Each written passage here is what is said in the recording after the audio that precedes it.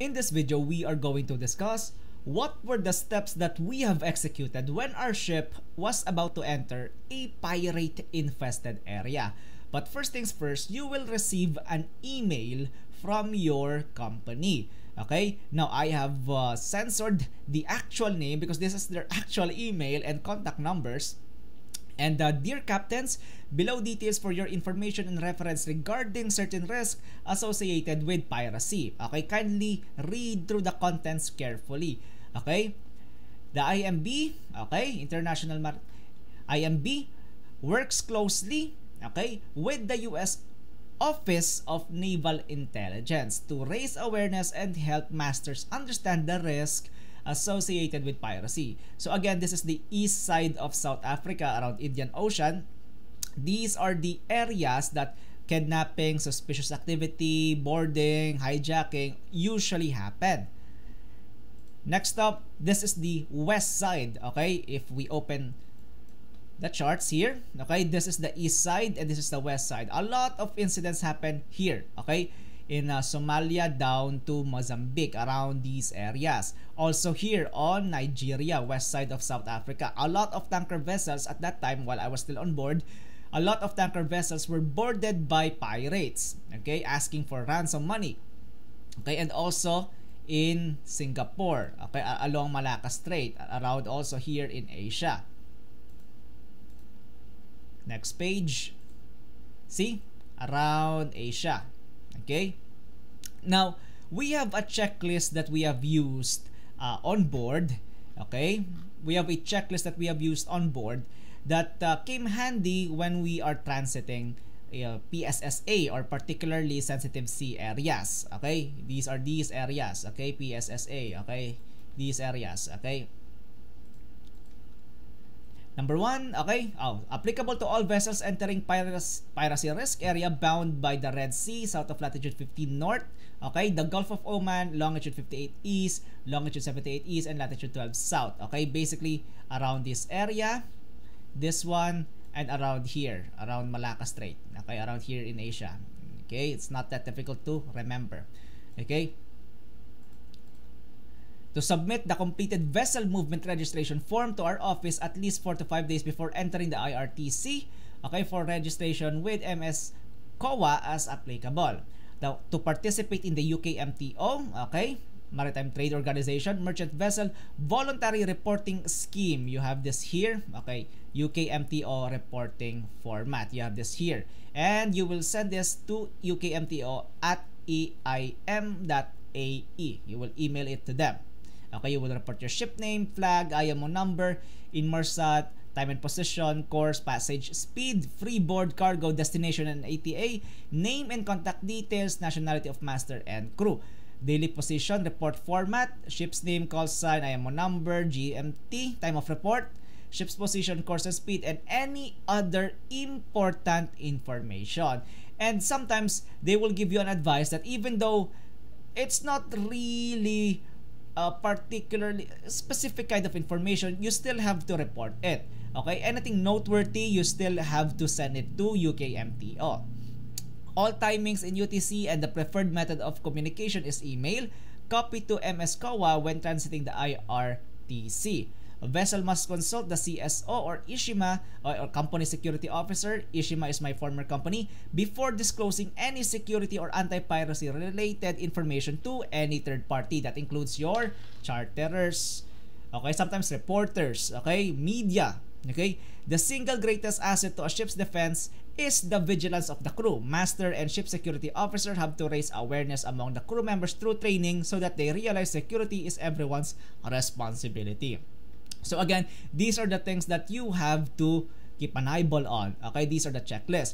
To observe all anti-piracy and self-protective measures. Okay, this is a, well, not that long and not that short of a checklist, but these are the things that we have done. Okay, rig fire hoses, stairways, portholes without metal covers to be reinforced with additional protection as appropriate.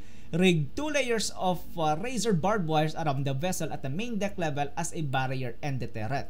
Okay, and this is the picture of that one. Okay, There we go. Okay, this is the picture of that one. Okay, we have rigged the barbed wires, okay, here along the deck, so it would be a lot difficult for the pirates to access the ship's bridge. Okay, yan. Okay, we have surrounded the area.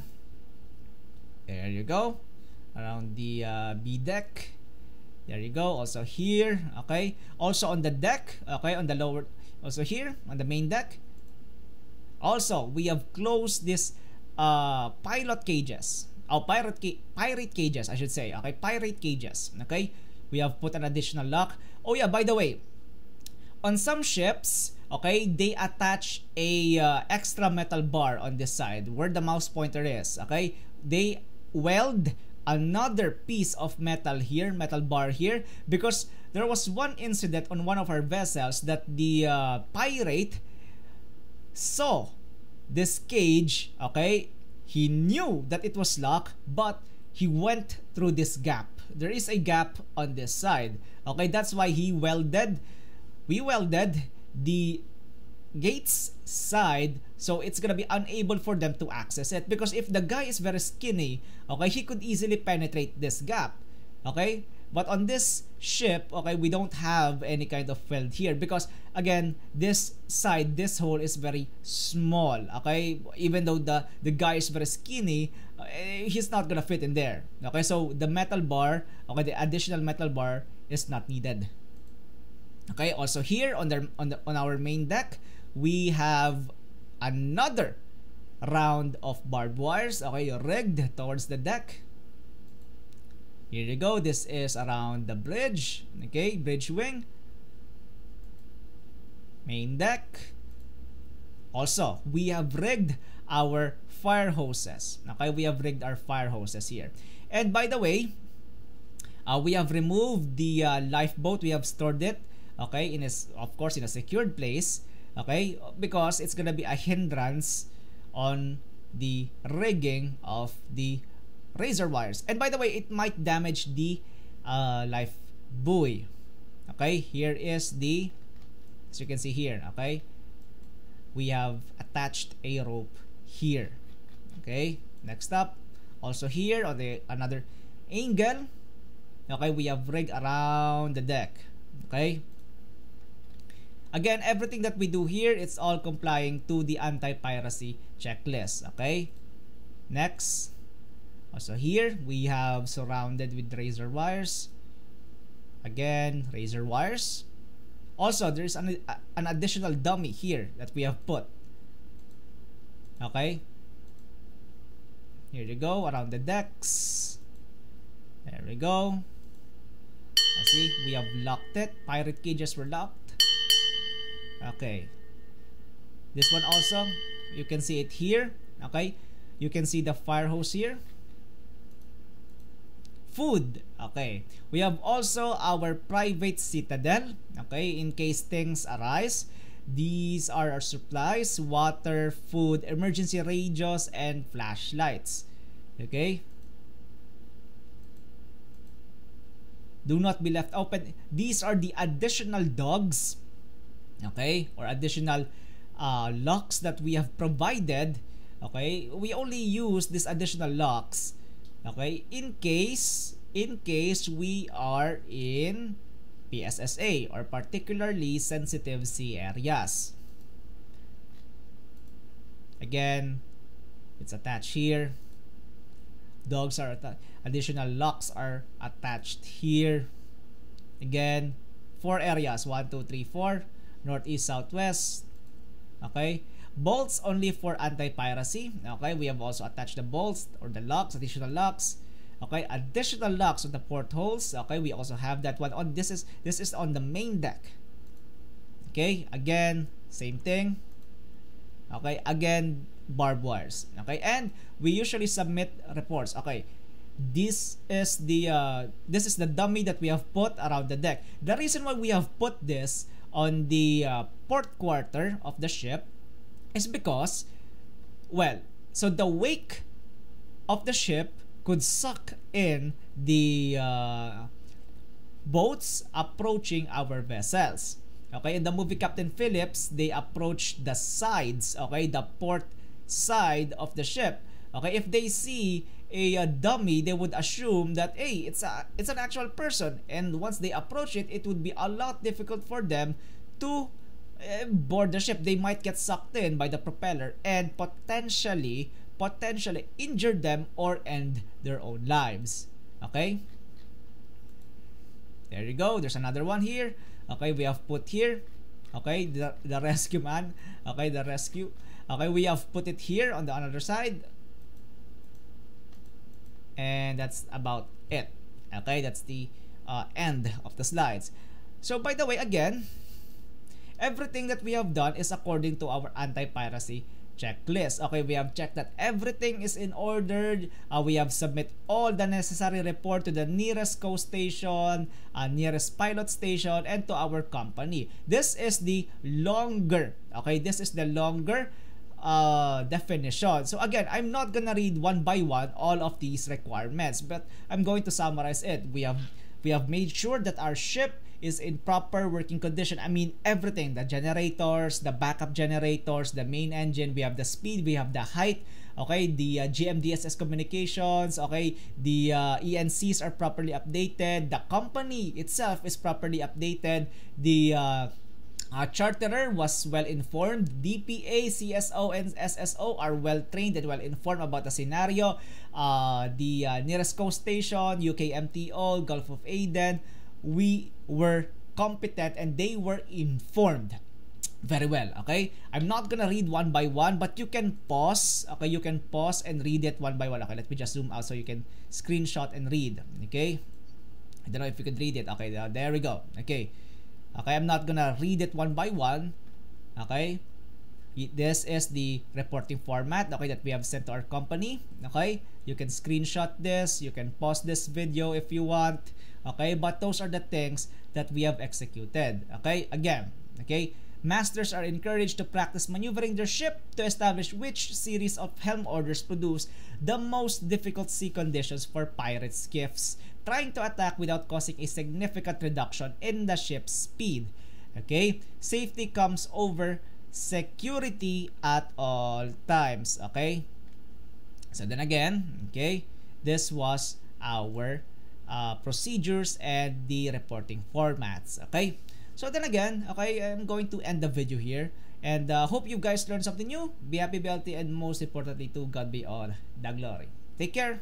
Ingat. I am publishing my 3rd officer crash course for our deck cadets and deck ratings who have little to no idea on how the job of a third mate is on board the ship. Sure, you can watch 60 to 70 or 80 of my videos here on my YouTube channel, but to save you time, okay, and energy, I have compiled this lesson for you. To save you time, save you money, save you energy, and also I want you to be promoted during a quarantine, okay? Because a lot of companies today are desperate on finding a competent third officer.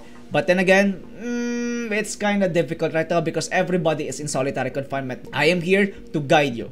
So you will never experience having, Philip, I am so scared of getting the next promotion as a third mate. Philip, I am so afraid of grabbing the next recommendation as a third mate.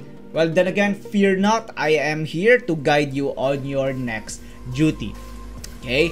Again, being a third mate is not that difficult on board the ship. The reason why it's difficult is because you lack the knowledge. On this third officer crash course, I have compiled a series of lessons for you. May you have the wisdom that you have been searching, and I want you to be the next third officer of our country.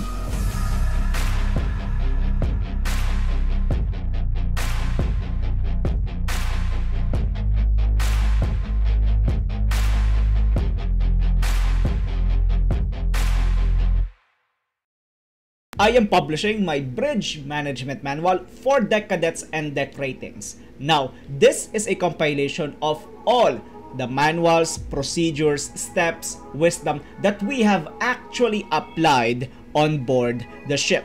Unlike any other books that, you know, so much wisdom but you don't really use it on board. This bridge management manual that I have compiled, this was used, actually applied on board our ship. All you have to do is read it. Now, this manual is a combination of GMDSS refresher worth 4,200 pesos, generic ECDIS refresher 2,500 pesos, SSBT refresher worth 2,500 pesos. Now, also, this is also a combined ECDIS generic, okay, 3,000 pesos, SSBT with BRM worth 4,000 pesos, third mate familiarization with full mission bridge simulator 4,500 pesos, passage planning with chart correction 3,600 pesos, radar navigation, radar plotting and use of ARPA operational level 5,200 pesos, radar ARPA bridge teamwork and search and rescue management 4,800 pesos, radar simulator course 4,100 pesos, steering course 1,500 pesos, automatic identification system 1,600 pesos, shipboard safety operation for deck ratings 4,100 pesos. Okay, I've stated a lot of courses here in this bridge management manual. Okay, this is, this isn't only just limited for the bridge management, but also, a snippet of other jobs on board the ship. Okay, now I have compiled it here. Okay, and I will publish it, and now it's online for Google Play and or GUMROAD. Okay, you can just pick whatever site you are comfortable at. Okay, may you have the wisdom that you wanted for your next position. If you are still, you are a deck cadet or a deck rating who are, not really confident on your next job, you want to become a deck officer, this bridge management manual is for you for this price. Okay, I have compiled it. We have actually applied it on board. Okay, and you don't need to worry that much. All you have to do is read this manual and actually apply it. Now, if you have any questions, you could always hit me up, okay, at onlinethirdmate@gmail.com. I will be active on answering all of your questions or confusion regarding your next job. May you become the third officer and second officer that you truly desire. Take good care.